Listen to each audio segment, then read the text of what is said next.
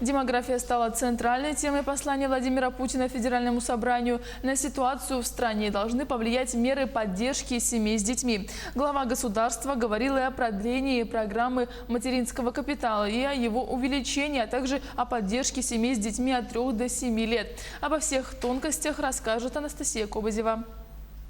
Теперь о главном, о любви. С этой фразы 14 лет назад Владимир Путин начал разговор о материнском капитале. Тогда, в 2006-м, он только предложил эту программу, а уже сегодня меры поддержки для семей с детьми значительно расширены. Итак, во время послания президент заявил о том, что программа «Материнский капитал» продлена как минимум до 31 декабря 2026 года.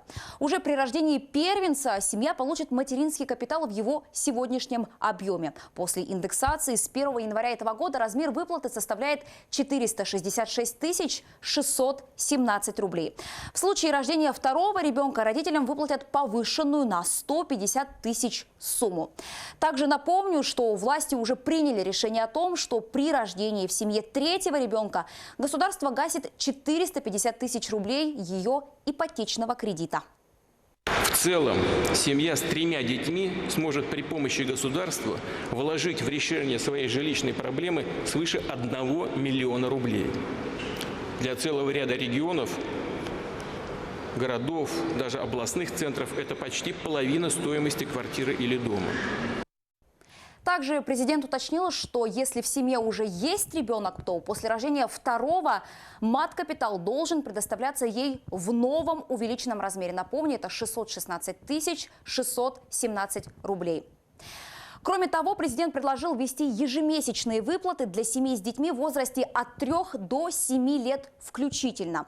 Нововведения вступают в силу с 1 января 2020 года. Их будут получать семьи, чьи доходы не превышают одного прожиточного минимума на человека.